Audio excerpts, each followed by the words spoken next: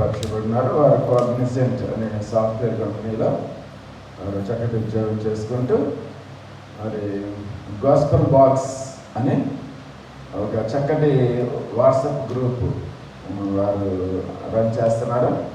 అనేక మందికి సేవకులకు, అలాగే మరి సువార్థికులకు, అలాగే యవన దైవజనులకి మరి చక్కటి ప్రోత్సాహం ఇస్తూ, అలాగే మరి అనేక కాంపిటీషన్స్ కూడా వారు కండక్ట్ చేస్తున్నారు. చక్క బైబిల్ చదవడం, అలాగే సాంగ్స్ కాంపిటీషన్, ఇంకా రాయమండ్రిలో మరి అనేక ప్రాంతాల్లో వారు మరి విశేషమైన రీతిలో ప్రభు యొక్క పరిచర్యలో వారు ముందు కొనసాగుతున్నారు.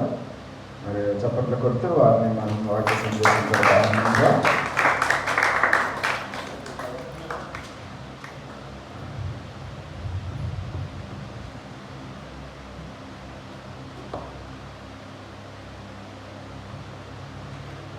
Praise the lord. Hallelujah, hallelujah. ప్రభువైన యేసుక్రీస్తు నామములో మరి మీ అందరికీ కూడా నా హృదయపూర్వక వందనాలు. మరి ముందుగా దేవాదేవుడికి వందనాలు తెలియజేస్తూ, మరి సంఘ కాపరి గారికి కూడా నా యొక్క హృదయపూర్వక వందనాలు తెలియజేస్తున్నాను. చిన్న ప్రార్థన చేస్తున్నాను. అందరూ పనిచేస్తున్నాం. అతి పరిశుద్ధుడ ప్రేమ కలిగిన మా పీపంలో తండ్రి, తండ్రి ఇదిగో తండ్రి, మరి ఈరోజు తండ్రి సన్నిధానం నడిపించి తండ్రి ఈ వాక్యం ధ్యానం చేస్తుండగా తండ్రి ఎవరు తండ్రి ఏమరపాటుగా ఉండకుండా తండ్రి మీ యొక్క వాక్యాన్ని తండ్రి మరి మధ్యలో తీసుకుని తండ్రి వారి యొక్క జీవితాన్ని జయించాలని తండ్రి సహాయం చేయమని పరిశుద్ధాత్మ దేవ మరి వారి హృదయాల్లోకి తండ్రి మరి వచ్చి తండ్రి వాక్యాన్ని ఎక్కడిపజేసి తండ్రి వారి జీవితాన్ని మార్చమని, మీరే కట్టమని, మరి మీ యొక్క పరిశుద్ధాత్మ దేవుని తండ్రి పంపమని, వారి హృదయాల్లోకి తండ్రి మీరే నింపమని తండ్రి యేసుక్రీస్తునామమున బతిమాలి అడిగడుగుతున్నాను పలుకుతండ్రి. ఆమేన్. అందరూ బాగున్నారండి? లాస్ట్ టైం వచ్చాను గుర్తుందండి. ఆల్మోస్ట్ 1 వీక్ పైన అయిపోతుంది. మరి ఇది రెండోసారి రావడం, నిజంగా అందరిని ఇలాగా రెండోసారి కలుసుకోవడం చాలా సంతోషంగా ఉంది. సో మరి ఈ లెంట్ దినాన మనం మరి మనందరికీ తెలిసిన వాక్యాన్ని మనం ఒకసారి మనం ధ్యానిద్దాం. మరి అందులో ఎందుకంటే మనం ఎంత తెలిసినా కానీ మనం వాక్యాన్ని మనం సరిగ్గా జీవితాల్లో అన్వయించుకోవాలి. ముఖ్యంగా ఈ లెంట్ ఏంటంటే, లెంట్ అంటే ఏంటి అంటే చింతించుట. ఎందుకు చింతిస్తున్నామంటే మన ప్రభువైన యేసుక్రీస్తు వారు మరి ఆయన శిలువ మరణం పొంది మన కోసం రక్షణను మనకి ఉచితంగా అనుగ్రహించారు కదండి. మరి ఆ యొక్క బాధని, ఆయన అనుభవించిన బాధని మనం గుర్తు చేసుకుంటూ మనం ఆయనకి గౌరవప్రదంగా మనం ఈ ప్రతి సంవత్సరం లెంట్ మనం చేస్తున్నాం కదండి. ఓకే, సో మనం చూద్దామండి. మత్తయి సువార్త మనం ఈరోజు ధ్యానించబోయేటువంటి అంశం ఏంటంటే మత్తయి సువార్త 4వ అధ్యాయం 1 నుంచి 14, మనం 1 నుంచి 11 వరకు చూద్దాం. సో దానికంటే ముందుగా మనం ఆల్రెడీ మనం అంతా చదువుకున్నాం కదండి, మళ్ళీ చదవాల్సిన అవసరం లేదు. యోహాను రాసిన మొదటి పత్రిక 2:16. మరి ఏం చదివారండి? ఇందాక వాక్య ధ్యానంలో మరి మీరు ఏం చదివారు? ఏమన్నారు?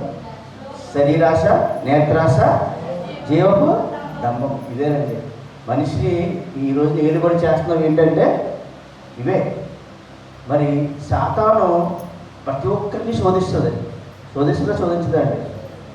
శోధించట్లేదంటే మీరు ఆత్మానుసారంగా ఉన్నట్లేదని అర్థం.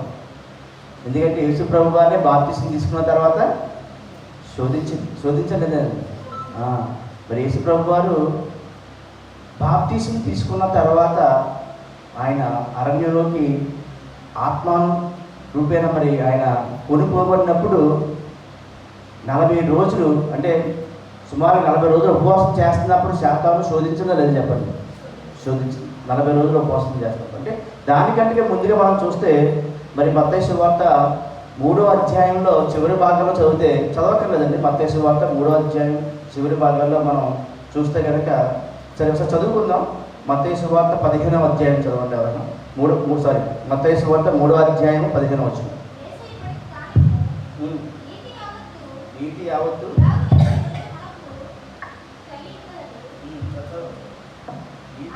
ఇలాగ జరిగించినట్టు మనకు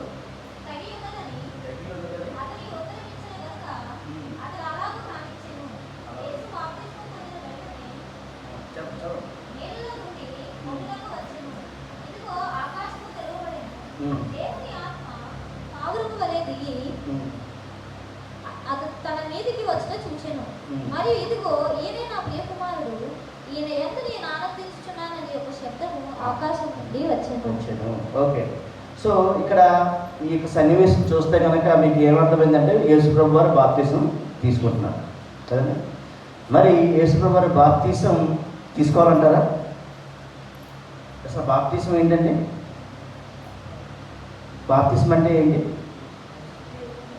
మన పాత జీవితాన్ని పాతి పెట్టి కొత్త జీవితాన్ని ఎందుకు పాతి పెడతాం? పాప జీవితాన్ని, శరీరం ద్వారా చేసిన ప్రతి పాపాన్ని మనం పాతి పెట్టేస్తాం. మరి యేసుప్రభు గారు బాప్తిసం తీసుకోవాలా? మరి ఆయన పరిశుద్ధుడు కదా, పవిత్రుడు కదా, ఆయన ఎందుకు బాప్తిసం తీసుకోవాలి అండి? అండి మనుష్యులుగా పుట్టారు కాబట్టి, అంటే మనుషులు మరి పాపం ఉందంటారా ఆయనలో? లేదు కదా, ఆయనలో పాపం లేదు. మనిషిగా పుట్టినా కానీ ఆయనలో పాపం లేదు. ఆయన పరిశుద్ధుడు, పవిత్రుడు. కానీ ఎందుకు బాప్తిసం తీసుకున్నారంటే మరి ఆయన అంత తగ్గించుకున్నాడు. ఎంత తగ్గించుకున్నాడంటే మన పాపాలని ఆయన మోయడానికి, మన పాపాలను ఆయన మోయడానికి, శిలువ మరణం పొందడానికి ఆయన సూచనగా, అంటే మనం జాగ్రత్తగా గమనిస్తే మన పాపాలన్నీ మోయడం ద్వారా ఆయన శాపగ్రస్తం అయ్యాడు కదా సిలువలో అయ్యాడు. సో మరి శిలువ మరణం పొందడానికి మనం మరి శిలువ మరణం పొందడానికి మనం చేసిన పాపాలను బట్టి ఆయన శిక్షించబడ్డాడు. మరి ఇదంతా చూస్తే కనుక ఎంతగా మరి తగ్గించుకుని మరి మనం చేసిన పాపాలను బట్టి ఆయన శోధనలు కదండి, శోధనలు మరి ఆ యొక్క శోధనలు తలుచుకుంటే అంటే ముందు బాప్తిసం తీసుకోవడం అంటే ఏంటంటే ఒక రకంగా చూడాలంటే అభిషేకంతో మీరు కంపేర్ చేసుకోవచ్చు. అభిషేకించడం అంటే బాప్తిసం అంటే ఒక అభిషేకం లాంటిది. అంటే అభిషేకం లాంటిది కాదా? ఒక అభిషేకం లాంటిది. ఎలాగా అంటే చెప్తాను. సరే, మనం మీ అందరికీ తెలుసు కదా, దావీదు అభిషేకించబడ్డాడా రాజుగా? ఎప్పుడు, ఏ సంవత్సరం అభిషేకించబడ్డాడు? ఏ సంవత్సరం అభిషేకించబడ్డాడండి? సుమారు 16-18 సంవత్సరాలప్పుడు సుమారుగా. అంటే మీకు ఆ సన్నివేశం గుర్తుండే ఉంటుంది. మరి బాప్తిసం ఎవరిచ్చారండి ఆయనకు? ఆయన అభిషేకించింది ఎవరండి? సమూయేలు అభిషేకించారు. అభిషేకించినప్పుడు ఆయన బాలుడు, తృణీకరించబడ్డవాడు. ఎవరండి? తృణీకరించబడ్డవాడు అంటే కుటుంబంలో అందరికంటే తృణీకరించబడ్డవాడు. మరి ఆయన అన్నలు ఈయనకంటే గొప్ప బలార్జునుగా ఉన్నటువంటి అన్నలందరినీ తృణీకరించబడి మరి సమూయేలు దావీదుని అభిషేకించాడు సుమారుగా 16-18 సంవత్సరాలప్పుడు. మరి ఎప్పుడు రాజు అయ్యాడు?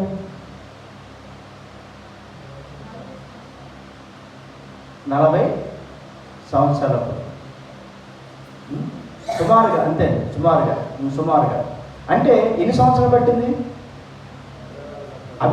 రాజు అయితే అభిషేకించినప్పుడు వెంటనే దావీదుని రాజు అయిపోయి అభిషేకించారని చెప్పేసి ఆయన ఏమైనా గర్వీగాడా?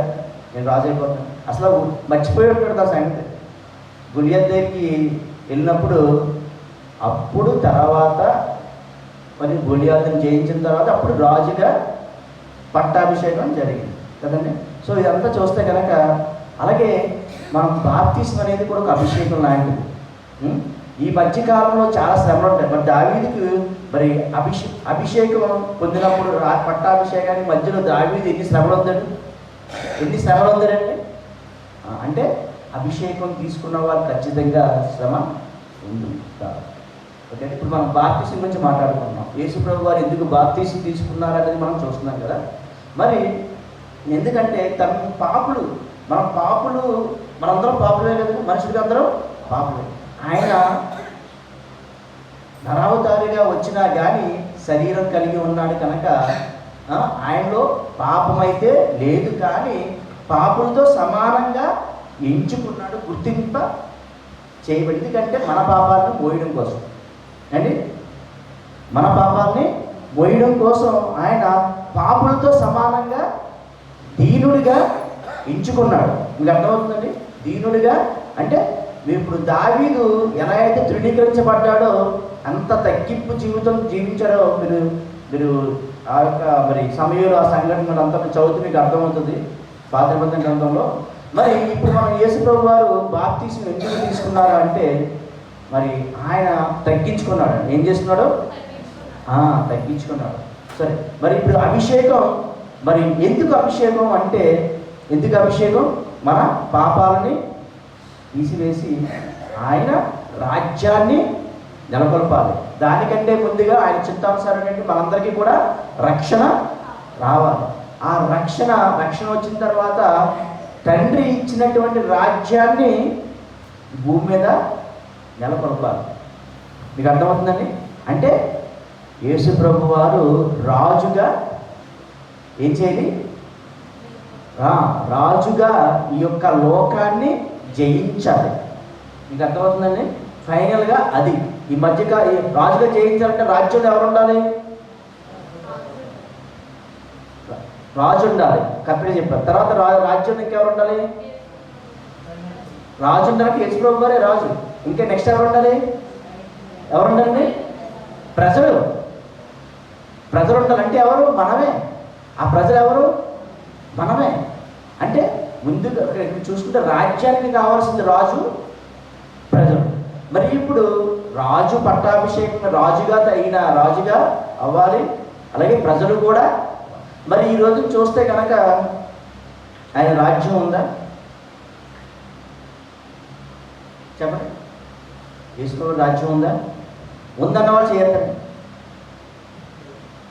అండి. చేయొద్దండి, పర్లేదు. 1 2 3 4 5 చాలా మంది చేసిన స్తోత్రాలు, దేవుని స్తోత్రాలు. ఆయన రాజ్యం ఉంది. ఆయన రాజ్యం ఉందంటే ఎలా ఉంది చెప్పండి? ఉందంటే ఎలా ఉంది? ఆయన రాజ్యం ఆయన శిలువ మరణానికి అప్పచెప్పక ముందు రాజ్యము సమీపించింది అన్నాడు. అంటే శిలువ మరణం పొందిన తర్వాత రాజ్యం ఆయన ఎప్పుడైతే పునరుద్ధారణం అయ్యాడో రాజ్యం ఏమైంది? స్టార్ట్ అయిపోయింది. ఇప్పుడు మనం చూస్తున్న సంఘాలే రాజ్యాలు. ప్రతి చర్చ్ రాజ్యాలు. ఆ చర్చ్ కాపరి రాజు. ఆ రాజులకు రాజు యేసయ్య. మరి పునరుద్ధరణ మరి మీ సంఘ కాపరి మమ్మల్ని అందరినీ ఇలాగా ఒక కాపరిలాగా తీసుకుని ఆ రాజ్యాలన్నీ కూడా ఎత్తబడినప్పుడు ఆ రాజ్యాలన్నీ కూడా ఏమవుతాయి? కలపబడతాయి. మీకు అర్థమవుతుందండి? మీకు కలపబడినప్పుడు ఆ రాజులకు రాజు యేసయ్య. మీకు అర్థమవుతుందండి? అంటే మీకు అర్థం అవడం కోసం చెప్తున్నాను సంఘ కాపరికి రాజు అంటే యేసు ప్రభు వారే రాజుగా ఉంటున్నాడు సంఘానికి. మీకు అదంతా క్లియర్గా చెప్పడం మీకు అంత మళ్ళీ వేరే టాపిక్ దగ్గరికి వెళ్ళిపోతే సంఘానికి రాజు దేవుడే, యేసయ్యే. కానీ ఆ కాపరి ఆ రాజు అంటే రాజు చేయవలసినటువంటి కాపరి పనులన్నీ సంఘ కాపరి పాస్టర్ గారు చేస్తారు. ఎవరు అంటే ఆయన శిరస్సు యేసు. ఆయన రాజు. మళ్ళీ ఆ రాజులకు రాజు, అన్ని సంఘాలకి రాజు యేసయ్యే. మీకు అర్థమవడం కోసం చెప్తున్నాను అంతే. ఓకేనా? సరే, మరి ఇప్పుడు రాజ్యం నెలకొల్పబడిందా లేదా? ఇప్పుడు యేసుప్రభు వారి రాజ్యం నడుస్తుంది.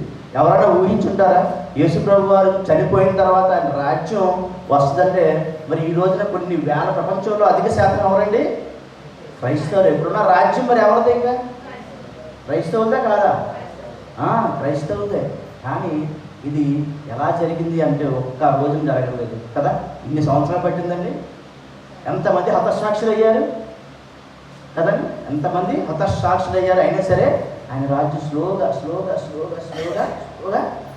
ఎలా జరుగుతుంది అంటే ఈ రోజున మనం ఏదైనా స్థలం కొంటామో లేదంటే మనం ఇల్లు కట్టుకోవాలంటే స్థలం కొనుక్కుంటాం. స్థలం కొనుక్కున్న తర్వాత దానికి మనం ఆ స్థలాన్ని సంపాదించడానికి, అప్రూవల్ తెచ్చుకోవడానికి, కట్టడానికి వాళ్ళకి లంచం వీళ్ళకి లంచం ఇచ్చేసి అన్ని కింద మీద పడి ఒక కష్టపడి ఒక ఇల్లు కడతాం. అంతే కదండి. ఈరోజు అవినీతితో కూడుకున్నదే. కానీ అవినీతితో ఎవరు కూడుకోకుండా ఎవరైతే కడతారో వారి నిజంగా ధన్యులు. కానీ అలాంటిది ఈ భూమిని యావత్తు ఆయన యేసుప్రభు వారు యావత్తు ఆయన ఏం చేయాలనుకుంటున్నాడు? రాజ్యంగా మార్చాలనుకుంటున్నాడు. సాధ్యమేనా? నీతితో, మీకు అర్థమవుతుందండి, నీతితో ఆయన భూమి మొత్తం స్వతంత్రించుకోవాలనుకుంటున్నాడు. ఎలా జరుగుతుంది అంటే కొద్ది కొద్దిగా మొత్తం ఇలాగా క్రైస్తవ్యం విస్తరించినప్పుడు, మొత్తం అందరూ మారినప్పుడు, మరి సువార్త భూదిగంతంలోకి వెళ్ళినప్పుడు, ఎప్పుడైతే కంప్లీట్ అవుతుందో సువార్త భూదిగం అందరికీ తెలుస్తుందో, అప్పుడు ఆయన మరి ఖచ్చితంగా మరి మేఘారుడే వస్తాడు. మరి ఆ రాజ్యాలన్నింటిని భూలోకం తీసి ఆయన రాజ్యంలో మొత్తం ఆయన రాజ్యం 1000 ఏళ్ల పాలన. సరే, మరి ఇదంతా చూస్తే కనుక ఇప్పుడు ఆయన రాజ్యాన్ని ఎలా జరుగుతుందంటే నీతితో ఏర్పరుస్తున్నాడు. నీతితో అంటే నీతితో ఏర్పరచడం అంటే చాలా కష్టం. మనం నీతితో ఒక ఇల్లు, చిన్న ఇల్లు కట్టగలమా ఒక ప్రదేశంలో? అని కట్టలేం కదా. ఆయన నీతితో విధేయతతో రాజ్యాన్ని ఏర్పరుస్తున్నాడు. చూద్దామండి, ఇదంతా మనం జాగ్రత్త పరిశీలిస్తే కనుక మనకు సమయం లేదు కనుక చూద్దాం. ఒకసారి మళ్ళీ చదవండి. మత్తయి సువార్త 3వ అధ్యాయం 16వ వచనం చదవండి. యేసు బాప్తిసం పొందిన వెంటనే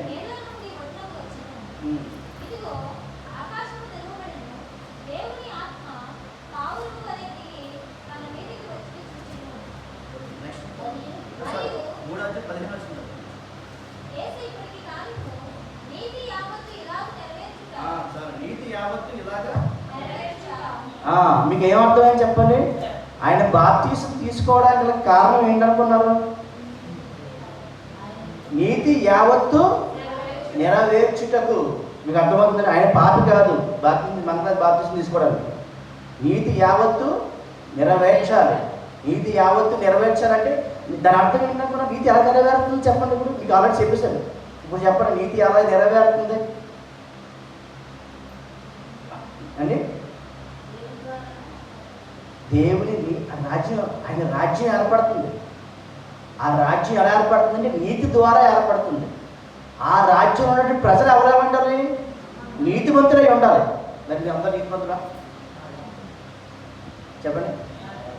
ఎవరు నీతిమంతులు ఒక్కరూ లేరంటుంది బైబిల్. కానీ మనం ఎలా నీతిమంతులు అయ్యాం? ఆయన రక్తంలో కరగబడి బాప్తిసం పొంది మన పాత జీవితాన్ని కప్పెట్టి కొత్త జీవితం బట్టి మళ్ళీ తిరిగి కుక్క తన వాతికి చేరినట్టు మళ్ళీ పాప జీవితానికి వెళ్ళకూడదు. ఇంకా మళ్ళీ పరిశుద్ధులుగానే ఉండాలి, పవిత్రంగానే ఉండాలి ఎప్పుడు కూడా. అలా నీతిమంతులుగా తీర్చిదిద్దేటప్పుడు మరి రాజ్యంలో అందరూ నీతిమంతులు ఉంటేనే మన రాజ్యంలో ఆనందంగా ఉన్నాం. మళ్ళీ దేవుడు ఒక్క అనీతిమంతుని ఎలా చేసినా మళ్ళీ ఏమవుతుంది? పాడైపోతుంది. దేవుడు అది కోరుకుంటున్నాడా అండి? ఇప్పుడు మీరు అన్నం వండుతారు, శుభ్రంగా పాత్ర మొత్తం కడిగేసిన తర్వాతే కదా దాంట్లో అన్నం వండేసిన తర్వాత మీరు వేరే పాత్రలు వేయాలన్నా కానీ శుభ్రమైన పాత్రలు అయినా కదా, ఒక్కడ కొద్దిగా తేడా ఉన్నా ఏమవుతుంది? మొత్తం పాడైపోద్ది. మరి అలాగే రాజ్యంలో ఒక అనీతి పరుడు ఎంటర్ అయినా కానీ మొత్తం రాజ్యం పాడుతుందా పాడదా? రేపు పొద్దున్న మీరు రాజ్యంలోకి వెళ్ళిన తర్వాత మళ్ళీ కూడా అనీతిలు వచ్చినట్టు మళ్ళీ ఆ గొడవ స్టార్ట్ అవుతాయి. అందుకనే దేవుడు ఎక్కడ కూడా పాపానికి అనీతి పరులకి తావే లేదు. కాబట్టి అందరూ నీతిమంతులు, ఎవరైతే నీతిమంతులుగా ఉంటారో వాళ్ళకే రాజ్యంలో స్థానం. మీకు అర్థమవుతుంది కదండి? ఇప్పుడు నీతి యావత్తు ఎలా జరుగుతుంది అంటే స్లోగా, చాలా స్లోగా ఇప్పటి వరకు చూస్తే లిస్ట్ చెప్పాను కదండి. ఇలాగే సంఘాలు కింద అంటే ఇప్పటివరకు చూస్తే దేవుని ఇంకా రాజ్యాలు ఎన్ని సంఘాలుగా మరి ఏర్పడితే ఈరోజునే క్రైస్తవం ఇంతలా విస్తరించింది. ఒకసారి ఆలోచించండి. ఈరోజు ప్రపంచాన్ని పాలిస్తున్నటువంటి ఎక్కువ శాతం అవరంటే అన్ని దేశాలు క్రైస్తవులు. కాబట్టి మీరు జాగ్రత్తగా గమనిస్తే ఆయన రాజ్యం ఆల్రెడీ వచ్చేసింది, నడుస్తూ ఉంది. కానీ భూలోకం అసలైన రాజ్యం, నిజమైన రాజ్యం, మన కంటికి కనిపించే రాజ్యం 1000 ఏళ్ల పాలనలో ఆయన మళ్ళీ వచ్చినప్పుడు మనకి కనిపిస్తుంది. సరేనా? సరే, మరి మీరు ఎంతమంది మరి బాప్తిసం తీసుకున్న తర్వాత శ్రమలు అనుభవించినటువంటి అనుభవం ఎంతమంది గురించి చెప్పండి. అందరికీ మ్యాక్సిమం ఎవరైతే ఆత్మీయంగా ఉంటారో, అభిషేకించబడ్డారో శ్రమలు వస్తాయి. యేసుప్రభు వారు కూడా ఇక్కడ అభిషేకించబడ్డాడు బాప్తిసం తీసుకుని. వెంటనే సాతాను ఏం చేసింది? శోధన. ఎందుకంటే ఆ బాప్తిసం తీసుకున్న తర్వాత యేసుప్రభు వారు అరణ్యంలోకి వెళ్ళి 40 రోజులు ఉపవాసం చేస్తున్నప్పుడు సాతాను ఎలా శోధించాడో మనకు తెలుసు. ఎలా శోధించాడండి? ఫస్ట్ ఆహారం టెంప్ట్ చేశాడు. బాలను భోజనంగా చేసుకోమని. నెక్స్ట్ బాధ అంటాడు. నెక్స్ట్ దూకేమన్నాడు, అద్భుతం చేయమన్నాడు. దూకేసి ఇదిగో దేవుడిని కాపాడుతాడు అన్నాడు కదండి. చూద్దాం, ఒకటొకటి చూద్దాం.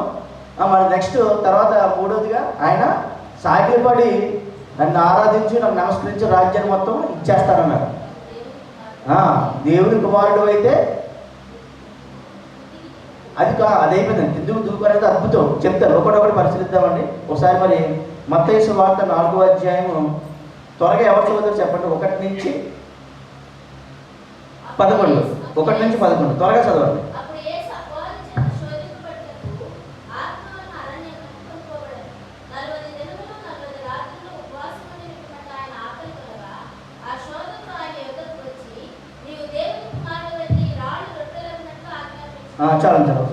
చాలా చదువు కానీ ఇప్పుడు 40 రోజులు ఉపవాసం అన్నాడు కదండి. 40 రోజులు ఉపవాసాలు ఉన్నారు కదా.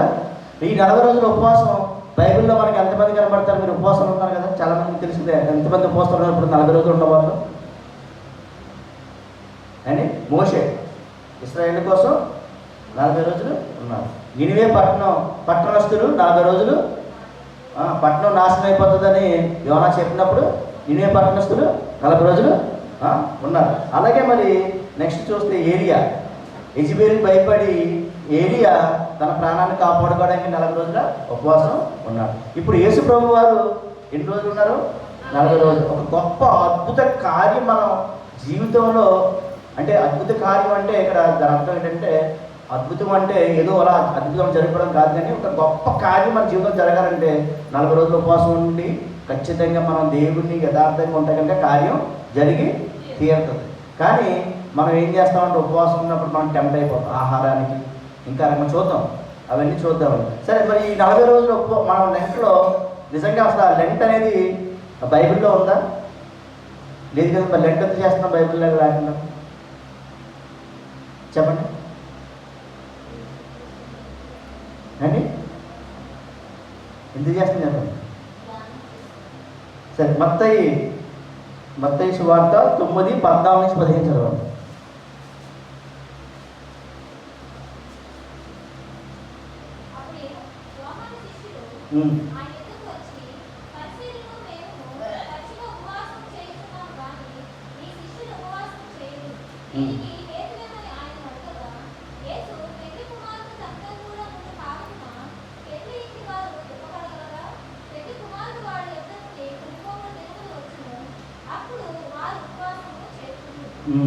ఈ వాక్యం నుంచి ఏమర్థం చెప్పండి. నేను త్వరగా చెప్పేస్తాను, ఎందుకంటే మనది సోదరుల గురించి మాట్లాడుకుంటున్నాం, ఉపవాసం గురించి కానీ కొద్దిగా సందర్భం వచ్చింది కాబట్టి చెప్తున్నాను. ఉపవాసం మనం ఈ 11 days ప్రతి సంవత్సరం ఎందుకు చేస్తామంటే, పెండ్లి కుమారుడు తనతో ఉన్నప్పుడు మరి ఉపవాసం ఉండొచ్చా? అవసరం లేదు. శిష్యులు ఉపవాసం ఉండమని చెప్పలేదు. కానీ ఎప్పుడైతే కొనుక్కోబడి జనంలో వచ్చినో అంటే కొనుక్కోబడి జనం అంటే ఆయన శిలువ మరణానికి అప్పగించబడిన తర్వాత కొనుక్కోబడిన తర్వాత వాళ్ళు ఉపవాసం స్టార్ట్ చేయడం మొదలెట్టారు. అదే ప్రతి సంవత్సరం కూడా మనం ఏం చేస్తున్నాం? ఆయన్ని గౌరవప్రదంగా మనం ఏం చేస్తున్నాం? ధ్యానిస్తున్నాం. ఎందుకంటే పెళ్లి కుమారుడు మనతో ఉన్నాడా? లేడు కదండి. అంటే మనం చేసేది దానికి ఒక పేరు లెంటని పెట్టి అక్కడ పేరు లేదు, కానీ దాని అర్థం, దాని యొక్క తాత్పర్యం దాంట్లో మీకు అర్థమవుతుంది కదండి. పేరు మనం పెట్టుకున్న తర్వాత మీకు అంతా లెంట్ అంత ఆ కాన్సెప్ట్ డిఫరెంట్గా ఉంటుంది. అంత మన సందర్భం కాదు కాబట్టి మాకు చెప్తున్నాను. సో ఆయన ప్రతి సంవత్సరం కూడా మనం పెళ్లికి వాడు మనతో లేడు కాబట్టి మనం ఖచ్చితంగా ఆయన్ని గౌరవప్రదంగా మనం ధ్యానించుకుంటున్నాం. సరే, మరి ఉపవాసం ఉన్నాం. మీలో 40 రోజులు ఉన్నవాళ్ళు ఉపవాసం 40 రోజులు ఉండొచ్చు, 1 రోజు ఉండొచ్చు, 2 రోజులు ఉండొచ్చు, 50 తగ్గట్టుగా వాళ్ళు ఉండొచ్చు. So what ever it maybe మనం జాగ్రత్తగా గమనిస్తే కనుక ఉపవాసం ఉన్నప్పుడు అనేక శోధనలు వస్తాయి కదండి. ఆ శోధన ఎలా జయించాలి, యేసుప్రభు గారు ఎలా జయించారో మనం ఒక్కొక్కటి త్వరగా చూద్దాం. ఓకే అండి. సో ఉపవాసం ఉన్నప్పుడు మరి ఇక్కడ మరి వాక్యము చదివినట్టుగా మనుషుడు రొట్టె వలన మాత్రమే కాదు కానీ దేవుని నోట నుంచి వచ్చు ప్రతి మాట వలన జీవించును అని వ్రాయబడి ఉందని ఎవరు చెప్పారు? ఇది శాతానికి యేసుప్రభు వారు చెప్పారు కదండి. అంటే ఇక్కడ మీరు జాగ్రత్తగా గమనిస్తే యేసుప్రభు వారి కంటే మనకి బాగా తెలుసు కదా, వాక్యం ఎవరికి బాగా తెలుస్తుంది? సాతానుకు కూడా వాక్యం బాగా తెలుసు. కానీ వాక్యాన్ని వక్రీకరించి తనకి అనుగుణంగా మార్చుకుని పాపానికి పురుగులుపుతూ ఉంటుంది. మీకు అర్థమవుతుందండి?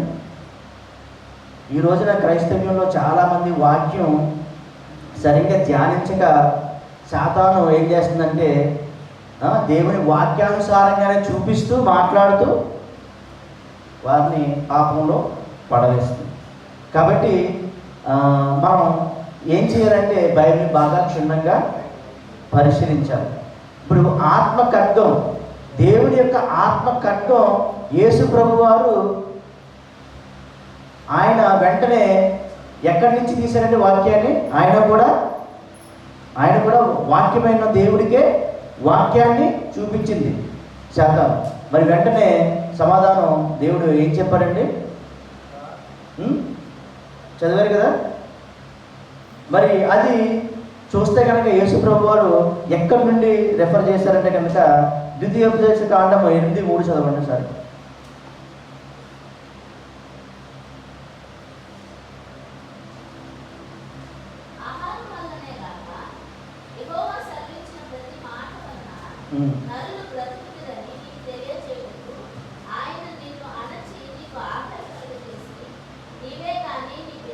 చాలు. ఇక్కడ చూస్తే కనుక మరి మనిషి ఎలా బ్రతుకుతాడంటే దేవుడి నుంచి వచ్చి ప్రతి మాట వలన, అంటే యేసు ప్రభు వాక్యమైన దేవుడికి వాక్యం ద్వారా సాతాను ఏం చేస్తుందంటే ఆయన్ని శోధిస్తున్నప్పుడు మరి ఈయన వాక్యానికి వాక్యంతోనే సమాధానం చెప్పాడు. ఇక్కడ దీన్ని బట్టి మీకు ఏమర్థమవుతుందంటే సాతాను కుతంత్రం ఏంటంటే మనమే స్వతంత్రంగా ఏదన్నా చేయడానికి పురుగులుపుతూ ఉంటాడు. దేవునితో సంబంధం లేకుండా మన సొంత ఆలోచనతో చేయడానికి పురుగులుపుతూ ఉంటాడు. అంటే మనకి జాగ్రత్తగా మీరు గమనిస్తే ఎప్పుడైతే మీరు ఉపవాసం ఉన్నప్పుడు, లేదంటే ఎప్పుడైతే మరి దేవునితో బాగా సంబంధం ఉన్నప్పుడు శాతాను ఏం చేస్తుందంటే మిమ్మల్ని టెంప్ట్ చేస్తూ ఉంటుంది. మీకు మీరే నిర్ణయం తీసుకునేలా చేస్తూ ఉంటుంది. అది దేవునికి విరుద్ధంగా ఉండేలాగా చేస్తూ ఉంటుంది. కాబట్టి మనం ఎప్పుడూ కూడా వాక్యంతో మనం నింపబడి ఉన్నప్పుడు, దేవునితో సంబంధం ఉన్నప్పుడు మన యొక్క నిర్ణయాలు కానీ మన యొక్క ఆలోచనలు కానీ ఎప్పుడూ కూడా సొంతంగా ఉండకూడదు. ఖచ్చితంగా ఆయనతో ఉన్నప్పుడు, అడ్డుకట్టబడినప్పుడే, దేవునితో అడ్డుకట్టబడినప్పుడే మనం భరిస్తాం. మన నిర్ణయాలు ఎప్పుడు కూడా సొంతంగా నిర్ణయాలుగా ఉండకూడదు. ఇక్కడ కూడా మరి ఆయన యేసు ప్రభువు శోధించినప్పుడు సరే మరి దేవుడు మరి రొట్టెలు ఇచ్చేస్తారు కదా మరి అని చెప్పేసి వాక్యానుసారంగా వెళ్ళలేదు. అదే ఏ వాక్యానుసారంగా? సాతాను చెప్పినట్టు వాక్యానుసారంగా. అది వాక్యమే. కాబట్టి మనం జాగ్రత్తగా పరిశీలించాలి. మరి దేవుడిచ్చే వాక్యం ఏంటంటే మనం జాగ్రత్తగా గమనించాలి. అలాగే ఇక్కడ సాతాను ఏం చేస్తున్నారంటే దేవుని ఆజ్ఞను విస్మరించాలని చెప్పేసి చాలా ప్రయత్నం చేస్తారు. మరి మనం ఏదైనా ఆశ్రయిస్తున్నప్పుడు చాలామంది ఏమనుకుంటారంటే మనం ఎలాగైనా సరే ఆహారాన్ని సంపాదించుకొని బతకాలనుకుంటాం. కానీ ఎలా సంపాదించుకోవాలంటే నీతిగా సంపాదించుకోవాలి. అంటే నిజంగా మనకి ఇప్పుడు ఈ రోజున కరువు వచ్చింది అనుకోండి. మన కృష్ణా జిల్లాలో ఒక కరువు వచ్చింది కదా. ఎలా కరువు వచ్చిందండి? వరదలు వచ్చాయి. అప్పుడు ఆహారం కొంతమందికి లేదు, జిల్లాలో కొంతమందికి. అప్పుడు ఆహారం కోసం అల్లాడిపోయారు. అప్పుడు మరి నిజంగా గవర్నమెంట్ ఆహారం ఇవ్వకపోతే, హెలికాప్టర్లో చెప్పకపోతే అది ఏం చేస్తారండి?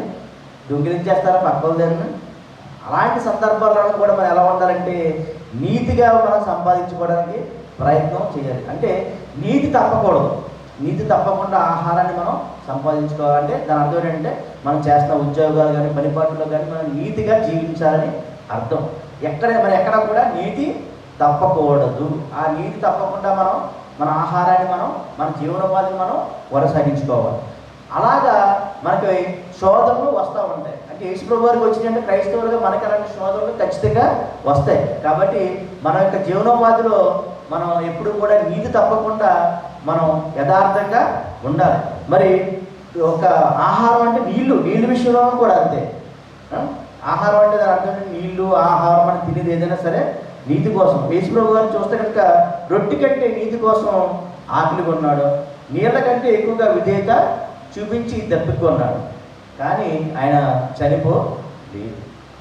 కానీ దేవుడే, ఎందుకంటే మనం జీవింపచేయనిది దేవుని మాట, దేవుని వాక్యం. ఆయన వల్ల మనం జీవిస్తాం. కానీ శరీరానుసారంగా ఉన్నటువంటి వాటి మీద మనం ఆధారపడితే కనుక మనం జీవించలేము. సరే, మరి చదవండి. నెక్స్ట్ 5వ వచనం చదవండి. 4వ చదివారు కదా, అందుక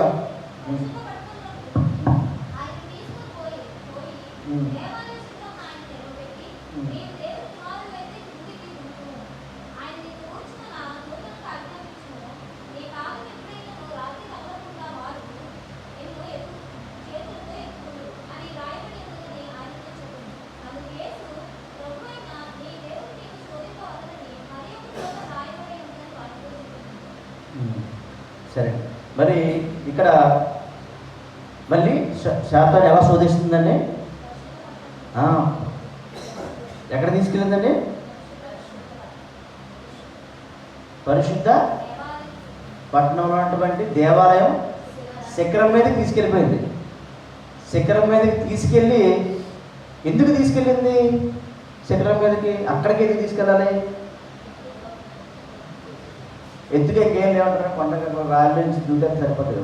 శిఖరం నుంచి ఎందుకు తీసుకెళ్ళింది చెప్పండి. కొండలు ఉంటాయి కదా కొన్ని, అప్పట్లో ఉన్నటువంటి ఏదో కొండ మనం తర్వాత చూస్తే కనుక కొండ మీదకి తీసుకెళ్తాం. ఒక కొండ నుంచి తీసుకెళ్ళిపోయి అక్కడి నుంచి దూకే మానచ్చు కదా. ఇదైతే బాగా ఎత్తుకుంటుంది అంటారా? కొండ ఎత్తి సరే చూద్దాం అండి. అదే ఎందుకో చూద్దాం ఒకసారి. చూస్తే కనుక మలాకి 3వ అధ్యాయం 1వ వచనం చదవండి.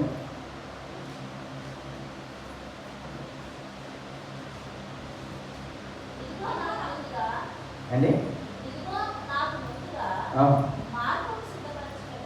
ఓకే.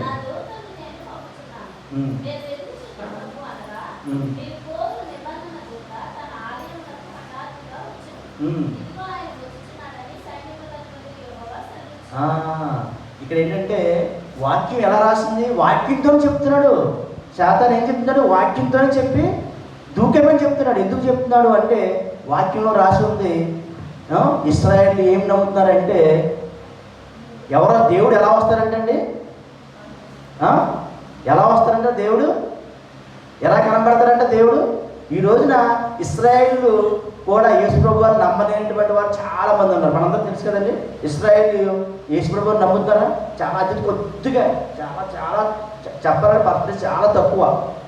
మరి వాళ్ళు ఎందుకు నమ్మట్లేదు అంటే ఈ దేవుడు ఎలా వస్తారని నమ్ముతారు? మళ్ళీ చదవండి సిస్టర్ సరే.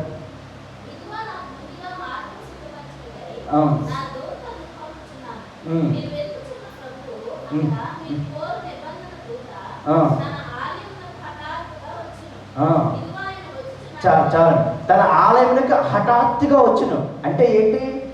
ఆలయం పైనుంచి ఒకసారి ఇప్పుడు మనం యేసుప్రభువారు ఎలా వస్తారు? 2 రాకడలో పైనుంచి ఎలా వస్తారు కదా. ఇప్పుడు ఇశ్రాయేలు ఏం నమ్ముతున్నారంటే రక్షకుడు ఎలా వస్తారంట? ఆలయం పైనుంచి హఠాత్తుగా దిగి వస్తారని నమ్ముతున్నారు ఇశ్రాయేలు. మీకు అర్థమవుతుందండి?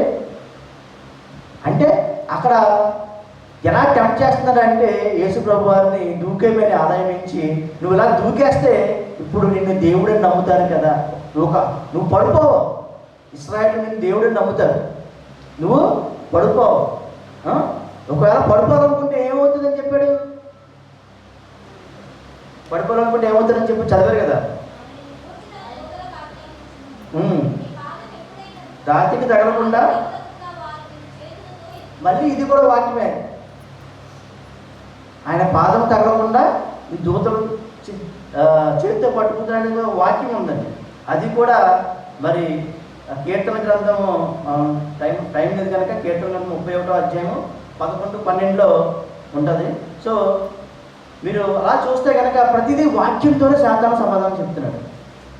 నువ్వు పడిపోవు, దూకే, అద్భుతం చెయ్యి. ఇశ్రాయేలు అందరూ కూడా దేవుడు వచ్చాడని నేను నమ్ముతాడు అని చెప్పేసి అంటున్నారు. అందుకనే శిఖరం మీదకి తీసుకెళ్ళింది. కొండ మీద దూకేమనలేదు. ఎందుకు తీసుకెళ్ళిందండి శిఖరం మీదకి?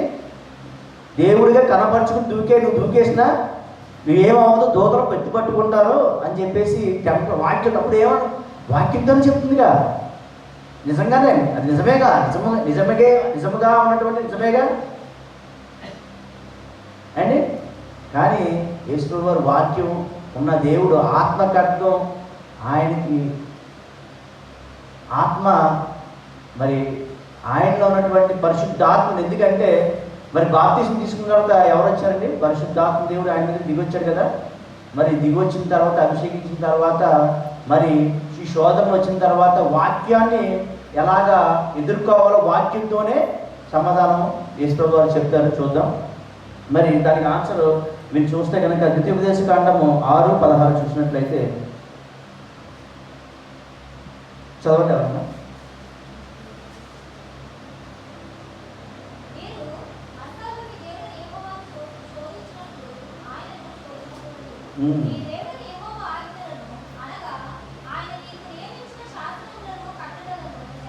చాలు చాలు.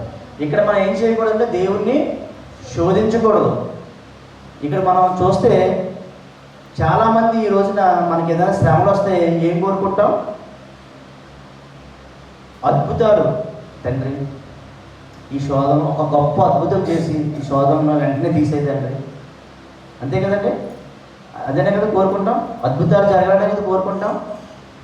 ఎప్పుడూ కూడా అద్భుతాలు జరగాలని కోరుకోకూడదండి. అద్భుతాలు జరిగేలాగా మిమ్మల్ని శాతాన్ని ప్రేరేపిస్తాడు. ఇదిగో మీకు వచ్చిన కష్టాన్ని బట్టి నీ దేవుడు అద్భుతం చేయలేడా అని, ఈ దేవుడు అద్భుతం చేయలేడా అని చెప్పేసి శాతాన్ని శోధిస్తాడు లేదా? అసలు నిజమైన దేవుడు కదా, ఈ దేవుడు నిజంగా దేవుడు అనేవాడు ఉంటే నాకు ఈ శ్రమలు వచ్చేవా? ఈ శ్రమని తప్పించే, అద్భుతం చేసి తప్పించేవాడుగా. మిమ్మల్ని ఎలాగంటే వాక్యంతోనే టెంప్ట్ చేస్తాడు, వాక్యంతోనే టెంప్ట్ చేస్తాడు. మరి అద్భుతం జరగాలి అని మనం దేవుణ్ణి ఎప్పుడు కూడా శోధించకూడదు. చాలామంది నిజమైన, కొంతమంది రీసెంట్గా కూడా చదివాను, దేవుడు నిజంగా నువ్వు ఉంటాయి కనుక నేను చచ్చిపోతున్నాను ఉంటారు, రక్షించని కొంతమంది సూసైడ్ చేసుకున్న వాళ్ళు కూడా. సూసైడ్ అంటే వాళ్ళుగా కొంతమంది సమాధుల్లో గొయ్యి తీసుకుని కప్పెట్టుకోబడిన వాళ్ళు కూడా ఉన్నారు. రీసెంట్గా అంటే ఒక సుమారు 2 సంవత్సరాల క్రితం సౌత్ ఆఫ్రికాలోని కొంతమంది పాస్టర్లు ఎలా చెప్పారంటే, చచ్చిపోయినా కానీ తిరిగి బతికేస్తావు, మీరు సజీవుడిగా పాతి పెట్టేసుకున్నారు. అద్భుతం దేవుడు ఏం చేస్తారంట? అద్భుతం చేస్తారని వాళ్ళు పాతి పెట్టేసుకున్నారు సజీవంగానే. ఇలాంటివి అండి దేవుడు అంటే శాతాన్ని ఎలా చెప్తుందంటే వాక్యంతోనే చెప్తుంది. మరి సౌత్ ఆఫ్రికాలో చాలామంది మీరు చూసారో లేదో, మరి వాట్సాప్లో కానీ న్యూస్లో కానీ సౌత్ ఆఫ్రికాలో ఉన్నటువంటి కొంతమంది క్రైస్తవ విశ్వాసులు వాళ్ళే సజీవుడిగా పాతి పెట్టించుకున్నారు, చనిపోయారు. అనేక మంది, ఒకరు కాదు, ఇద్దరు కాదు, అనేక మంది. ఎందుకంటే ఆ నమ్మకం ఏంటి? తిరిగి యేసు వారు లేపేస్తారు, అద్భుతం జరిగిపోతాయి. యేసు నామములో ప్రవేశిస్తున్నారు, నువ్వు లేచిపోతావు, ఇంకొక 3 రోజుల్లో వెళ్ళు పాతి పెట్టుకో అన్నారు పాస్టర్లు. పాతి పెట్టేవాళ్ళు పాతి పెట్టగానే ఉన్నారు, లేచారా? ఇలాగే ఉంటుంది శాతం. అంటే మీకు ఇది ఎగ్జాంపుల్ చెప్తున్నాను. మనం చేసే ప్రతి దాంట్లోనూ అద్భుతం జరగాలని ఎక్స్పెక్ట్ చేయకూడదు, అంటే ఆశించకూడదు. శోధనలు వస్తే ఆ శోధన తట్టుకుని నిరీక్షణ మనం సిగ్గు పరచదు అండి. మనం నమ్ముకున్న దేవుడు సిగ్గుపరచడు, యథార్థవంతుడు. కాబట్టి మనం ఆయన్ని శోధించకూడదు, అద్భుతం చేయమని శోధనలు మనం నెమ్మదిగా ఎదుర్కోవాలి. కానీ ఆయన చిత్తానికే మనం వదిలేయాలి, కానీ మనం ఆయన్ని శోధింపకూడదు. మరి ఈ రోజున చాలామంది, అంటే మనం కాదు కానీ క్రైస్తవేతరులు వాళ్ళు నమ్మేది ఏంటంటే, సిలువలో సిలువేయబడ్డప్పుడు మరి ఆయన ఎందుకు రక్షించుకోలేకపోయాడు. అలాగే ఒక మనిషి మీ అందరికీ తెలుసు, ఒక అతను మత విద్వేషి ఏమన్నాడు? 3 మేకులు పీక్కుని రాలేడా అన్నాడా లేదండి? ఒక మత విద్వేషి ఏమన్నాడు? 3 మేకులు పీక్కుని రాలేడా అంటే ఏంటి? అద్భుతం చేయమనే కదా దాని అర్థం అండి. అద్భుతం చేయమని అంటే ఏంటి? అద్భుతం చేయమంటే అద్భుతం జరిగిపోతే ఏమో మనకే నష్టం, మనకి రక్షణ ఉండదు. ఆయన శిలువలో దిగిపోతే, శ్రమలు అందకపోతే మనకి రక్షణ వస్తుందా? మన పాపాలు పోతాయా? ఆయన రక్తాన్ని చిందించి మరణించి తిరిగి మరణాన్ని జయించి లేస్తేనే మనకి రక్షణ. మనకి రక్షణ అంటే ఏంటి? మనం ఆయన రాజ్యంలో నీతిమంతులుగా మనం ఉండడానికి కోసం ఆ యొక్క నెరవేర్పు, రాజ్యం యొక్క నెరవేర్పు. మీరు చెప్పారు కదా, రాజ్యంలో ఎవరు కావాలి? రాజ్యంలో ప్రజలు కావాలి. ఆ ప్రజలు ఎలా రావాలి? నీతిమంతులుగా రావాలంటే ఆయన శిలువ మరణం పొంది మనం నీతిమంతులుగా వెళ్తే కానీ మనకి అలాంటి భాగ్యం దక్కదు. ఇప్పుడు సాధారణ ఏం చెప్తున్నారంటే 3 మేకులు పీక్కుని రాని ఇప్పుడు అనలేదు, అప్పుడు కూడా అన్నారు. ఏమన్నారంటే అప్పుడు కూడా మీరు మన టైం లేదు కానీ అప్పుడు కూడా ఏమన్నారంటే నువ్వు నిజమైన దేవుడు కుమారుడు అయితే దిగిరా అన్నారా లేదా కింద ఉన్న వాళ్ళు. అలాగే పక్కన ఉన్న ఓ దొంగ కూడా ఏమన్నాడు అంటే సాతాను ఏం చేస్తుందంటే అద్భుతం చేయమని నిన్ను దేవుడు అద్భుతం చేయలేడా అని చెప్పేసి నిన్ను ప్రేరేపిస్తాడు. దేవుడు ఇది ఎందుకు మీరు అనుకుంటారు, ఈ శ్రమ నాకే ఎందుకు, ఈ శ్రమ బాధ నాకే ఎందుకు, నిన్ను నమ్ముకున్నందుకు బాప్తిసం తీసుకుని రోజు చర్చికి వెళ్తున్నానే, నమ్ముకున్నాను, యథార్థంగా జీవిస్తున్నానే, ఇన్ని కష్టాలు వస్తున్నాయి, ఇన్ని బాధలు వస్తున్నాయి, ఇబ్బందులు వస్తున్నాయి అని చెప్పేసి మనం మనసులో బదన పడిపోతూ ఉంటాం. దేవుడా ఒక్క క్షణంలో తడుచుకుంటే తీసేయలేవా, ఒక అద్భుతం చేయలేవా అని మనం ఎంతో బాధపడిపోతూ ఉంటాం కదండి. కానీ దేవుడు ఆయన కార్యం సమస్తము సమకూర్చి జరిపిస్తాడు. కానీ ఒక అద్భుతంలో చిటికి వేసి చెయ్యాలంటే చేయగలడు, కానీ అది మన మంచికి కాదు.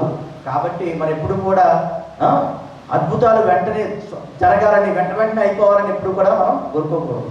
అంటే దాని అర్థం ఏంటంటే సాతాను ప్రేరేపిస్తూ ఉంటుంది మిమ్మల్ని పాపంలో పడవేయడానికి. మీకు అర్థమవుతుంది కదండి. కాబట్టి అద్భుతం జరగాలని లేదంటే దేవుడు మిమ్మల్ని కాపాడలేడా, మిమ్మల్ని రక్షించలేడా, మిమ్మల్ని ఇచ్చేయలేడా అని చెప్పేసి శోధన చాలా మిమ్మల్ని ఖచ్చితంగా ఎవరైతే ఆత్మీయంగా ఉంటారో వారికి శ్రమలు ఉంటాయి. ఆ శ్రమంలో ఇటువంటి అనుభవం ఉంటుంది. కాబట్టి ఇటువంటి అనుభవం ఉన్న వాళ్ళు మీరు అందరూ కూడా సంతోషపడాలి. ఎందుకంటే మీరు ఎటువంటి అండి యేసు ప్రభు వారి బట్టి శ్రమలు పొందుతున్నారని అర్థం. మరి ఆయన రాజ్యంలో ఉండడానికి ఫస్ట్ రాజు శ్రమ పొందిన తర్వాతే, ఆయన జయించిన తర్వాతే ఆయన ప్రజలు కూడా జయించి రావాలని కోరుకుంటున్నాడు. జయించు వారికి జీవ కిరీటం ఇస్తాడు ఎవరండి? మనం జయించాలా లేదా? పరీక్ష ఉంటేనే, పరీక్ష లేకుండా పరీక్ష మనం ఆ పరీక్షలో ఖచ్చితంగా నెగ్గి మనం యేసు ప్రభు వారి యొక్క శిష్యులు, యేసు ప్రభు వారి యొక్క రాజ్యంలో ప్రజలుగా మనం ఉండాలి అంటే మనం నీతిగా ఉండాలి. ఆహారం కోసం, మన జీవనోపాధి కోసం మనం నీతి తప్పకూడదు. అర్థమైందండి. అలాగే మన జీవితంలో శ్రమలు వచ్చినప్పుడు అద్భుతాలు జరిగిపోవాలి అని మనం శ్రమలు తప్పిపోవాలి వెంటనే అని మనం అంటే తప్పిపోవడం మంచిది, దేవుడిని అడగాలి. ఆ సమయంలో ఖచ్చితంగా ఆయన తప్పిస్తాడు. ఎలా చేయాలో అది చేస్తాడు. అంతేగాని మనం దేవుణ్ణి శోధించకూడదు. అర్థమవుతుందండి. దేవుణ్ణి శోధించకూడదు. మరి చివరిగా మరి చూస్తే కానీ నెక్స్ట్ చదవాలి. ఇంతగా కంటిన్యూషన్ చూడండి ఒకసారి.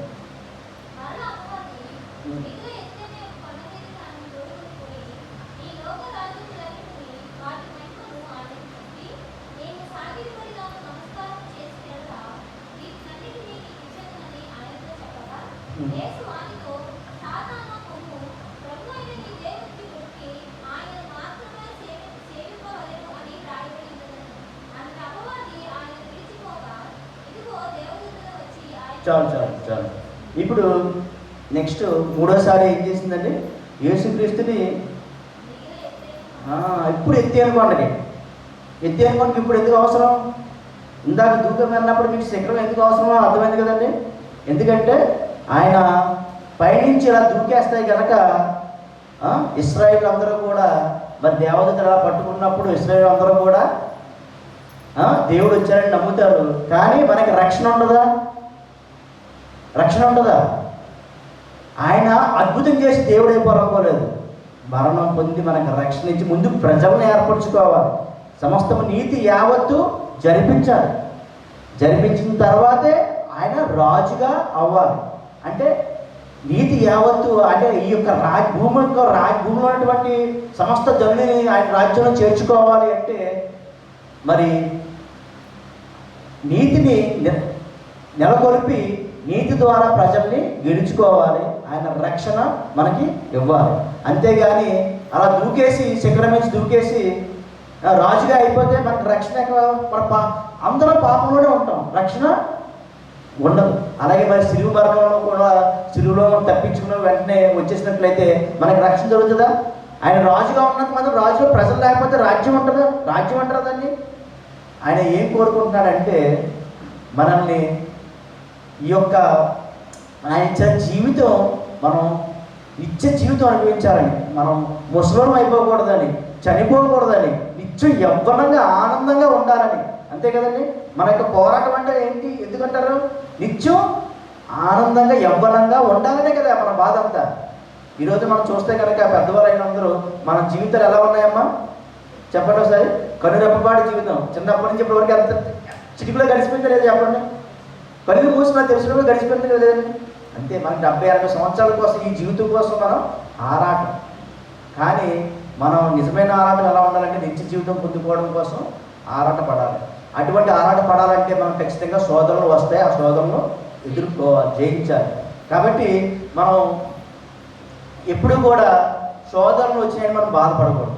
అసలు మీరు మనందరికీ తెలుసు అసలు ఇదంతకి కారణం ఎవరు అంటే కనుక మనం తిట్టుకునేది ఎవరనండి? ఆదామునే కాదా?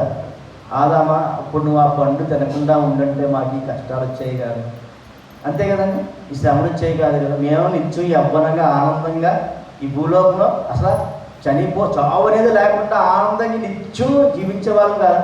అండ్ ఈ రోజున ఒక ఫ్రూట్ తీసుకున్నా కానీ ఎన్ని తరాలు దాటి వచ్చిందంటే ఒక ఫ్రూట్ ఏదన్నా ఆ ఫ్రూట్ ఆగిపోయింది, అది ఒక ఫలం ఆగిపోయిందా? కూరగాయలు కానీ పువ్వులు కానీ ఎన్ని తరాలు మన కోసం దేవుడు దాన్ని విత్తనం అలా కాపాడాడు. అలాగే మన జీవితాన్ని కూడా నిత్యం కాపాడతాడు. కానీ ఆదాము చేసినటువంటి చిన్న తప్పిదం. ఆదాము ఏం చేశాడంటే దేవుడు ఈ భూలోకం మొత్తం ఎవరికి ఇచ్చాడు? ఎవరి చేతిలో పెట్టాడు? ఆదాము చేతిలో పెట్టాడు. ఆదాము ఏం చేశాడు? తినద్దన్న చిన్న ఆజ్ఞ, అది పెద్ద ఆజ్ఞ కూడా కాదు. ఇప్పుడంటే మన శ్రమలు ఉన్నాయి, ఇంత మనం అనుభవించాలి. కానీ అప్పుడు ఆదాముని అంత శ్రమలు అంటే ఏం పెట్టాడా? చిన్న ఆజ్ఞే. కానీ సాతాను ఏం చేశాడంటే వాక్యంతోనే ఇదిగో నువ్వు చావనే చావు, నువ్వు దేవుడి వలే అయిపోతావు అంటే దాంట్లో సగం అసత్యం సగం సత్యం మిక్స్ చేసి చెప్తే అప్పుడు పండు తిని రాజ్యాన్ని కోల్పోయాడు. ఏం కోల్పోయాడండి? దేవుడు ఇచ్చినటువంటి రాజ్యం ఎవరి చేతిలో పెట్టాడు? ఆదాము చేతిలో. ఆ తినేసి ఆ యొక్క రాజ్యం ఇప్పుడు ఆదాము ఎవరి చేతిలో పెట్టాడు? సాతాను చేతిలో పెట్టాడు. ఇక అర్థమవుతుందని పండు తిని ఆదామవ్వ పండు తిని రాజ్యాన్ని ఎవరి చేతిలోకి వెళ్ళింది ఇప్పుడు?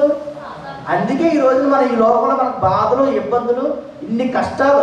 ఎందుకంటే శాతం మన చిన్న పిల్లడినప్పటి నుంచి చూడండి, చిన్నపిల్లాడు చిన్నప్పుడే అబద్ధాలు ఆడ అండి.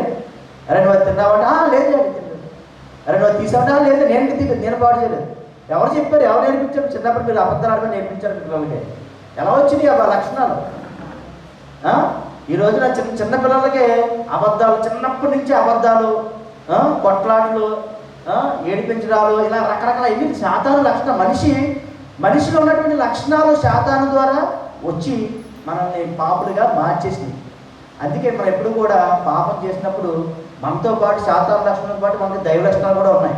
ఎందుకంటే మనలో కొన్ని దేవునిలాగా అనే మనల్ని చేశారు కాబట్టి ఒకసారి మనం పాపం చేసినా కానీ మనం ఎక్కడో మనశ్శాక్షి గద్దిస్తూ ఉంటుంది.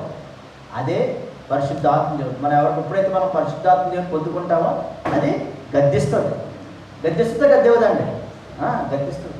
పాపం నుంచి ఒప్పింపజేస్తుంది అన్నమాట. పాపం చేస్తామని చెప్పేసి. కాబట్టి మన జీవితాలు ఇలాంటి కోల్పోయిన రాజ్యాన్ని మనం తిరిగి పొందుకోవాలంటే మరి ఎవరి వల్ల సాధ్యం అంటే ఆయనే మరి నరావతారిగా వచ్చి ఆయన మనలాగే మనిషిలాగే శోధింపబడాలి. అంతేగాని ఆయన రాజ్యం కావాలంటే చిటికలో అయిపోయే పని. కానీ ఆ రాజ్యంలో ప్రజలు ఉండాలి, నీతిమంతులు ప్రజలు ఉండాలిగా అండి. అందరూ అనీతిమంతులు, మొత్తం భూలోకంలో అనీతిమంతులు రాజ్యం తీసుకెళ్ళిపోతే ఏమవుతుంది? మళ్ళీ ఇదే భూలోకం, ఇదే తంతు, ఇదే పాపం, ఇదే ఇబ్బందులు. అందుకే నీతిమంతులు కావాలి. ఆ నీతిమంతులు ఆయన స్వరక్తంతో మరి కొనుక్కుని నీతిమంతులుగా తీర్చిదిద్దబడి మరి ఆయన పరలోకంలో ఉండి మళ్ళీ తిరిగి రాకడ సమయం వచ్చినప్పుడు ఎవరైతే ఆయన యందు నీతిమంతులుగా మరి ఉండి నిద్రిస్తారో, ఎవరైతే నీతిమంతులుగా ఉండి మరి ఉంటారో అప్పుడు వారిని మాత్రమే తన రాజ్యంలోకి తీసుకుంటాడు. సరే, మనం చూస్తే కనుక ఇప్పుడు ఇక్కడ ఎలాగా చేస్తున్నారంటే యేసుక్రీస్తు లోకానికి దేవుడిగా ఎవరు చేస్తారంటున్నారు ఇక్కడ? శాతాన్ చేస్తారంటుంది. అంతే ఎవరండి? అంటే ఆదాము నుంచి పొందుకున్న రాజ్యం శాతాన్ దగ్గర ఉంది, అంతే కదండి. ఈ లోక రాజ్యం ఎవరి దగ్గర ఉంది? త్వరగా చదువుతారా? 2 కొరింథీయులకు రాసిన పత్రిక 2వ అధ్యాయం 4:4.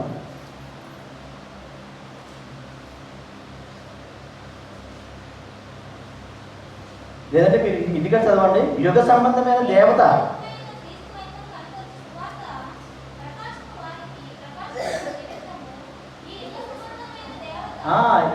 ఇప్పుడు ఏ దేవత అండి? ఈ యుగ సంబంధమైన దేవత. చాలండి. యుగ సంబంధమైన దేవత అంటే ఏంటి? ఈ యొక్క ప్రస్తుతం ఉన్నటువంటి ఈ యొక్క లోకం ఎవరి చేతుల్లో ఉంది? శాతాన్ ఎలా ఉంటుందంటే ఒక్కొక్క దేశంలో ఒక్కొక్క తన అనుచరులు పెట్టుకుని వాళ్ళ యొక్క దేవతా రూపంలో పెట్టుకుని శాతాను రాజ్యాన్ని పరిపాలిస్తుంది అన్నమాట. అందుకనే ఆ యొక్క తన అనుచరులతో, అంధకార శక్తులతో, లోకనాథులతో తన రాజ్యాన్ని నడిపిస్తుంది. ఇప్పుడు మీకు అర్థమవుతుంది కదండి. సో అలాగా ఈ యొక్క లోకం తన చేతుల్లోకి వెళ్ళిపోయింది. మరి దేవుడికి ఇస్తానంటాం. బైబిల్ యోహాను చదవకలేదండి. యోహాను 12:31, అలాగే ఎఫెసీయులకు రాసిన పత్రిక 2:2, లూకా సువార్త 2:2 కూడా ఈ లోక అధికారిగా శాతాను ప్రకటించుకుంటున్నాడు. ఎవరండి లోకాధికారి? ఎవరు? ఈ లోకాధికారి ఎవరు? శాతాను. ఇప్పుడు ఎవరికి ఇస్తానంటుంది అధికారం? దేవుడికి. నువ్వు సాగిలు పడితే నీకు ఇచ్చేస్తానంటుంది. సరే అండి. సర్వలోకాన్ని సృష్టించబడి ఆయనకే తిరిగి ఆఫర్ చేసింది, లోకాన్ని ఇచ్చేస్తానని చెప్పేసి. మరి నిజంగా సిలువుకి వెళ్ళకుండా ఆ లోకాన్ని మరి కావాలి అని అనుకున్నాడా? ఆయన మెయిన్ ఉద్దేశం ఏంటంటే ఫస్ట్ నుంచి కూడా నేను సిలువ మరణం పొందాలి, శ్రమలు పొందాలి, ఇవన్నీ మనం మానవ రూపేణ ఉన్నాను కాబట్టి ఇవన్నీ జయించాలని చెప్పి మరి ఆయన తలొగ్గడా? చెప్పండి. వెంటనే సమాధానం ఏం చెప్పాడు? వాక్యంతోనే సమాధానం చెప్పాడు. సరే, ద్వితీయోపదేశకాండం 6:13 చదవండి ఎవరన్నా.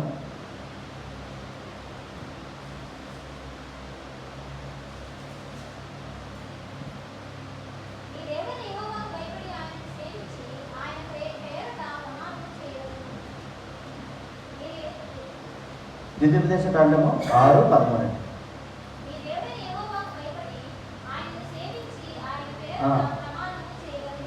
ఓకే. అలాగే 10:20 చదవండి సార్. 10:20 ద్వితీయోపదేశకాండం. ఇక్కడ చాలండి. ఇప్పుడు మనం ఏం చేయాలంటే మనం ఎవరికి భయపడాలి? దేవునికి భయపడాలి. మనం ఎవరిని ఆరాధించాలి? దేవుణ్ణి ఆరాధించాలి. అంతేగాని శాతాను కాళ్ళ మీద ఈరోజు చూస్తే కనుక అధికారం కోసం, జీవపు డమ్మం కోసం, ఈ లోక సంబంధమైనటువంటి వాటి కోసం మరి ఎంతమంది అనేక పాపాలు చేస్తున్నారు చెప్పండి. చేస్తున్నారు లేదా? మరి అది ఎవరు ఆరాధిస్తున్నట్టు? శాతాన్ని ఆరాధిస్తున్నాం. మనం ఎవరిని ఆరాధించాలి? దేవుణ్ణి ఆరాధించాలి. సో మనం నీతిగా ఏం చేసినా నీతి న్యాయంతో మనం ఎలా ఉండాలి? నీతి న్యాయంతో ఉండాలి. యేసు ప్రభు గారు నీతి న్యాయం తప్పకుండా ఈ లోకం మొత్తం సంపాదించాలనుకుంటున్నాడు, అంతేగాని సాగిల పడి సంపాదించాలనుకున్నాడా? మరి మేకు పడ్డప్పుడు వాళ్ళని హేళన చేసినప్పుడు వాళ్ళ కోసం వెంటనే దిగొచ్చేసి సంపాదించాలనుకున్నాడా? లేదంటే శకునంపై దూకమన్నప్పుడు దూపేసి దేవుడిని నిరూపించేసుకుని సంపాదించుకోవాలనుకున్నాడా? ఏం సంపాదించుకున్నాడండి? ఎలా సంపాదించుకున్నాడు? నీతి న్యాయంతో ఈ లోకాన్ని మొత్తం సంపాదించుకుని, అందుకే ఇది నీతి యావత్తు జరగనిమ్ము అన్నాడు. బాప్తిసం తీసుకున్నప్పుడు ఏం చెప్పాడండి? నీతి యావత్తు జరుగులాగా, అంటే ఆ నీతి యావత్తు జరుగులాగానని చెప్పాడు. కానీ అలాగ ఇన్ని సంవత్సరాలలో జరిగింది కాబట్టి ఈరోజు క్రైస్తవం అంతం చేద్దాం అనుకున్న వాళ్ళు అంతమైపోయారు, కానీ క్రైస్తవ్యం అంతం చేయలేరు. ఎందుకంటే నీతితో యథార్థంతో ఏర్పడింది ఎవ్వరూ అంతం చేయలేరు. అందుకనే ఈరోజు నా నీతిగా ఆయన రాజ్యాన్ని ఏం చేస్తున్నారండి? ఏర్పాటు చేస్తున్నారు. ఆయన నీతి రాజ్యంతో కూడినటువంటి ఏర్పాటు చేస్తున్నాడు. మనం చివరిగా ఇంకా ఒక 5 minutesలో ముగించేసుకుందామని. ఇప్పుడు శోధన, ఇప్పుడు దాకా మనం ఎన్ని శోధనలు చూసాం చెప్పండి? 3 శోధనలు. త్వరగా చెప్పండి, ఏంటి 3 శోధనలు ఏంటండి? శరీరాశ, నేత్రాశ, మరి అలాగే యేసుప్రభు వారిని ఎలా శోధించింది? శారీరకంగా ఆకలి కల్పించింది అంటే.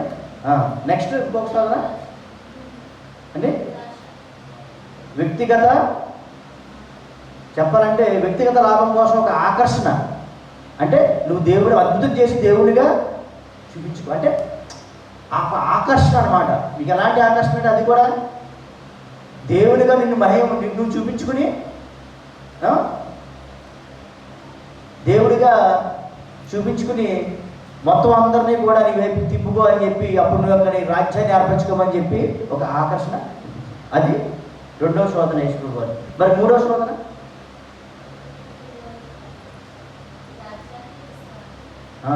అధికారం, కీర్తి ప్రతిష్టలు. ఏంటండి? అధికారం, కీర్తి ప్రతిష్టలు ఎలా ఇస్తారంటుంది? సాగిలపడి తెచ్చుకోంటుంది శాతాను. ఏమంటుంది? మనం చాలామంది ఈ రోజున మన యొక్క స్టేటస్ చూపించుకోవడం కోసం, మన కీర్తి ప్రతిష్టల కోసం ఎన్నో మనం దుష్ట కార్యాలు, దుర్మార్గపు క్రియలు, పాప పనులు చేసి మనం చాలామంది అలాగా శాతానికి లోబడి శాతాను అనుకూలంగా శాతానుసారంగా వాళ్ళు సంపాదించుకుంటున్నారే కానీ దేవుని మూలంగా వాళ్ళు సంపాదించుకోవట్లేదు. సరే, ఈ 3 శోధనలు చూశారు కదా. శారీరకంగా ఆకలి అంటే మన యొక్క శారీరక ఆకర్షణలు, అలాగే మన వ్యక్తిగత లాభంకు అద్భుతం చేయడానికి ఒక ఆకర్షణ, అలాగే అధికారం, ప్రతిష్టలు. సరే, ఈ 3 మనం ఆది కాండంలో చూస్తే సింపుల్గా చెప్పేస్తున్నాను, టైం లేదు కనుక. మనం ఏం చెప్పిందండి? శాతాన్ ఏం చెప్పింది? మీరు ఏ చెట్టు ఫలాన్ని తినవచ్చు, మీరు ఏ చెట్టు ఫలాన్ని తినవచ్చు అని శాతాన్ చెప్పింది కదా. దేవుడు చెప్పాడు మీరు ఆ చెట్టు ఫలాన్ని తినొద్దంటే ఏం చెప్పింది శాతాను? మీరు తినచ్చు అని చెప్పింది. అంటే అక్కడ ఫలం తినొచ్చు అనేది ఏంటి? ఆహారమే కదా. అంటే ఎలా చూపించింది? ఇది అసలు అది రమ్యంగా ఉంది కాబట్టి అమ్మో దేవుడు ఏదో దాచేస్తున్నాడు మన కోసం. చాలా అంత ఆహారం అంటే మనిషి జీవించడానికి చక్కగా జీవఫలాలు ఇచ్చాడు. కానీ వీళ్ళొక ఆకర్షణకు లోబడి ఏమయ్యారండి? ఏ దేవుళ్ళ మారిపోతారనో, లేదంటే నిత్యం జీవించారనో, దేవుడి కంటే ఎక్కువగా చూపించుకోవాలనో వీళ్ళు వెంటనే ఏం చేశారు? టెంప్ట్ అయిపోయి తినేసారు. అలాగే మన జీవనోపాధి కోసం మనం తినే ఆహారం, తాగే నీటి కోసం మనం అవినీతిగా ఉండకూడదు, నీతిగానే ఉండాలి. అలాగే మరి ఏం చెప్పిందంటే శాతాను, మీరు చావనే చావు అంటే ఏంటి? మీరు చావనే చావరంటే నిత్యం ఎలాగా మనం నిత్యం మీరు జీవిస్తారు అంటే వారి యొక్క స్వలాభం కోసమే కదా అండి, స్వలాభం కోసమే కదా, వ్యక్తిగత లాభం కోసమే కదా ఆశపెట్టింది. కానీ యేసుప్రభు గారిని ఎలాగైతే శోధన చేసిందో దానికంటే ముందుగా ఆదాము అవ్వను కూడా అలాగే శోధించింది. మరి 3వదిగా ఏం చెప్పిందంటే ఆది కాండంలోని 3వ అధ్యాయం మీరు చూస్తే ఆది కాండం 3వ అధ్యాయము 1, 4, 5 ఎలా ఉంటుంది. అలాగే నెక్స్ట్ ఇది 3వసారిగా మీరు దేవతల వలె ఉందరు అంది. ఏముందండి? మీరు దేవతల వలె ఉంటారు అంటే ఏంటి? మనమే కింగ్.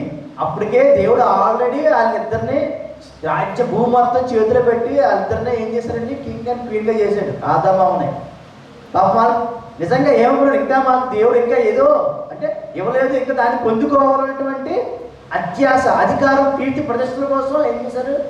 దేవతల వల్ల మారిపోతే ఇంకా ఏదో మనం పొందుకోవచ్చు అన్నటువంటి దురాశతో వాళ్ళు పాపంలోకి పడిపోయారు.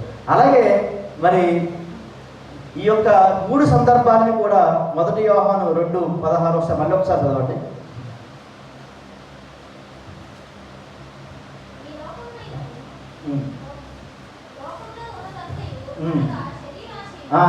శరీరాశి ఇప్పుడు చూశారు కదా. ఆదాము అవ్వ ఫస్ట్ ఫలం తింది శరీరాశ, శరీరాశ కోసం. మరి యేసుప్రభు గారిని టెంప్ట్ చేసింది శరీర ఆశ. ఇప్పుడు ఈ రోజు మనం టెంప్ట్ చేయాలనుకుంటుంది ఏంటి? శరీర కోరికల కోసం టెంప్ట్ చేస్తుందండి. ఏం చేస్తుందండి? ఈ రోజున వ్యభిచారం కానీ, మరి అలాగే పెళ్ళైన వాళ్ళలో ఉన్నటువంటి వారిని ఇచ్చేసి వారిని వ్యభిచారులుగా మార్చేసి వాళ్ళ యొక్క కోరికల కోసం చూస్తున్నాం. ఈరోజు రీసెంట్గా మనం ఎంతమందిని భార్య నీతిమంతంగా ఉంటే భర్త అనీతిమంతంగా ఉంటాం. అలాగే ఒక భర్త భార్యని ఎలా చంపేశాడండి, అనుమానం ఎలా చంపేశాడు, కుక్కర్లో పెట్టి ఉడికించాడు. మరి అలాగే రీసెంట్గా ఇంకోటి ఏంటి, భార్య భర్తను చంపేసింది. మీకు తెలుసు కదండి, ఇంకా అన్నీ మనం మాట్లాడుకోవాల్సిన అవసరం లేదు. భార్య వేరే వాడితో భర్త తన విదేశాల్లో ఉంటే భార్య వేరే వాడితో అక్రమం పెట్టుకుంటే తను సడన్గా ఇంటికి వస్తే వాళ్ళిద్దరు కనిపించినప్పటికీ వెంటనే వాళ్ళిద్దరు కలిసి తను చంపేసి ఏం చేశారు, ముక్కలుగా. ఇవన్నీ మనకు తెలిసింది. అంటే ఈ రోజున శరీరం కోసం సాతాను ఏం చేస్తారంటే శరీర ఆశను పుట్టిస్తారు. అంటే మనం ఇది లేదంటే నువ్వు పిజ్జా తిన్నావా, బర్గర్ తిన్నావా, అది తిన్నావా, నువ్వు ఇది తిన్నావా, అది తినడం కోసం నువ్వు అక్రమంగా సంపాదించావా, ఇలా అంటే మన శరీరంలో ఉన్నటువంటి కోరికల కోసం సాతాను టెంప్ట్ చేస్తుంది. కాబట్టి మన శరీరంలో ఉన్నటువంటి ఎటువంటి కోరికలను మనం ఏం చేయాలంటే అదుపులో పెట్టుకుని వాటిని జయించాలన్నమాట. ఓకే. మరి రెండవదిగా మళ్ళీ చదవండి. సరే, 1వ యోహాను చాలా నేత్రాశ. ఈరోజు ఆ నేత్రాశ ఎంతమంది గురించి చెప్పండి. సినిమా చూడాలి అండి, సీరియల్ చూడాలి, ఇంకా ఏం చేయాలండి, అదిగో వాళ్ళకి కారు ఉంది, అదిగో ఆవిడ నెక్లెస్ పెట్టుకుంది, అదిగో ఆవిడ మంచి పట్టుచీర కట్టుకుంది, అదిగో మంచి ఆయన షూ వేసుకున్నాడు, మంచి బెల్ట్ పెట్టుకున్నాడు, లేదంటే మంచి బైక్ కొనుక్కున్నాడు, లేదంటే ఇలా చూస్తే అన్నీ నేత్రాశే. అంటే మరి యేసు ప్రభువాన్ని కూడా నేత్రాశతోనే అలాగే ఆదాముని కూడా నేత్రాశతోనే ఇలా చూస్తే కనుక అన్నీ అంటే మనకు వచ్చే శోధనలు ఒకప్పుడు ఆల్రెడీ శోధించేసి మనల్ని కూడా అట్లలోనే పాపం చేసేవన్నీ అన్నీ కూడా ఈ కేటగిరీలోకి వస్తాయి అన్నమాట. మీకు ఎట్లా ఉంటుంది, ఈ 3 కేటగిరీలోనే పాపాలు ఉంటాయి. ఫైనల్గా 3 చదవడం ఒకసారి.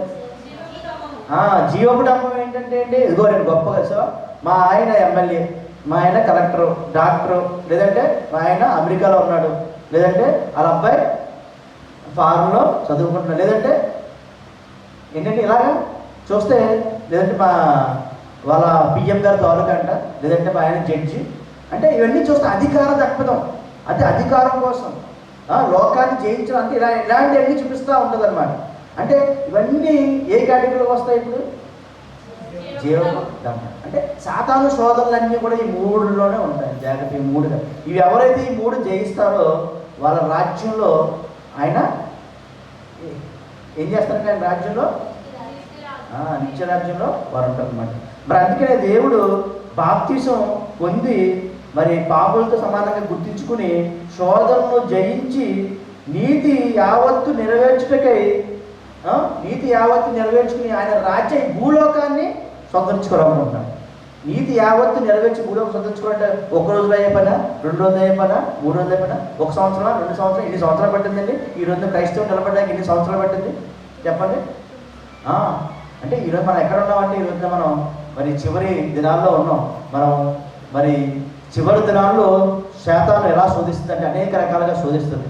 ఆఖరికి మనం మరణానికైనా సిద్ధపడాలి, కానీ మనం శోధనలకి లొంగకూడదు. మనం ఈరోజు మరి ముఖ్యంగా అలాంటి శోధనలు పడి మరి ఆయన చంపేస్తారా, మరి ఎవరు చంపారనేది మరి దేవుడికి తెలుసు, కానీ ఒక హతసాక్షిగా మనం ఉన్నటువంటి వ్యక్తి మరి ప్రకటన ప్రవీణాడు.